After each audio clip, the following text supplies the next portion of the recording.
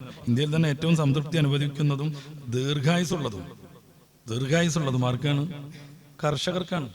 നമുക്ക് വൈരുദ്ധ്യം തോന്നും, ആയുസ് വളരെ കുറവുള്ള ഡോക്ടർമാർക്കാണ് നാളെ പഠനം. സമ്മർദ്ദം കൊണ്ടാണ്, മാനസികമായ സമ്മർദ്ദം കൊണ്ടാണ്, സ്വസ്ഥത ഇല്ലാത്തത് കൊണ്ടാണ്.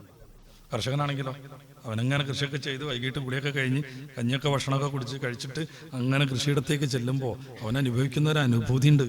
അത് കവിതകളിൽ കാണും, പക്ഷെ മനസ്സിലാക്കണം എന്നുണ്ടെങ്കിൽ ചെയ്തിരിക്കണം. അപ്പോൾ അവന് മാനസികമായി നല്ല സന്തോഷം വരും. ഇനി അതൊന്നും ഇല്ലെങ്കിലും റസൂലിന്റെ കൽപ്പനയാണ്, മൻകാന ലഹു അർദുൻ, ആർക്കെങ്കിലും ഭൂമി കൈവശമുണ്ടെങ്കിൽ ഫല്യസ്റഅ്ഹാ, കൃഷി നടത്തട്ടെ.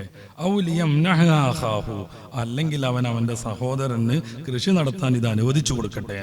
പാട്ടത്തിനെടുത്തോളൂ, അയാളെ കൊല്ലും വിധത്തിലാകരുത്. ഇനി ഒന്നുമില്ലെങ്കിലും കൊടുക്കണം. ഒന്നും തരാത്ത വിധാണെങ്കിലും കൃഷി നടത്താതെ ഒരു ഇഞ്ചു ഭൂമി വെറുതെ ഇടാൻ പാടില്ല. അപ്പൊ എത്ര സങ്കീർണമാണ് ഈ സംഗതി, നമ്മൾ ആലോചിച്ച് നോക്കി. വെറുതെ ഇടുക. എന്തുകൊണ്ടെന്നാൽ ഏറ്റവും ശ്രേഷ്ഠമായ അമൽ കൃഷിപ്പണിയാണ്. അത്തിയബുൽ കസ്ബ് അമലുർ റജുലി ബിയദിഹി. എല്ലാ പ്രവാചകന്മാരും അവരുടെ കൈകൊണ്ട് അധ്വാനിച്ചു, അതിൽ നിന്ന് ഭക്ഷണം കഴിച്ചു എന്ന് വേറെ ഹദീസിൽ കാണാം നമുക്ക്. അപ്പോൾ കൃഷി ചെയ്തിട്ട് ജീവിക്കുക എന്നുള്ളത് വളരെ പ്രധാനപ്പെട്ട ഒരു സംഗതിയാണ്. പൂർവികര വന്ന മഹാന്മാരൊക്കെ അതിൽ നല്ല മാതൃകകളായിരുന്നു. ഇമാം ഗസാലി തങ്ങൾ നല്ല കർഷകനായിരുന്നു.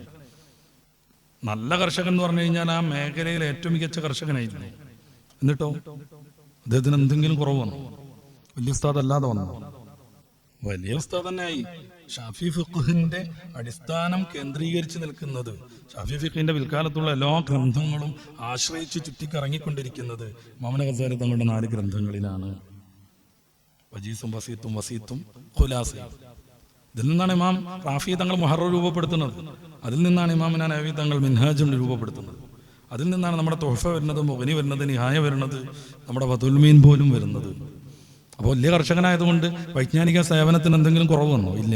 ഡോക്ടറാണെങ്കിലും അധ്യാപകനാണെങ്കിലും ഉള്ള സമയം ഉപയോഗപ്പെടുത്തിയിട്ട് കൃഷി നടത്തിയിരിക്കണം.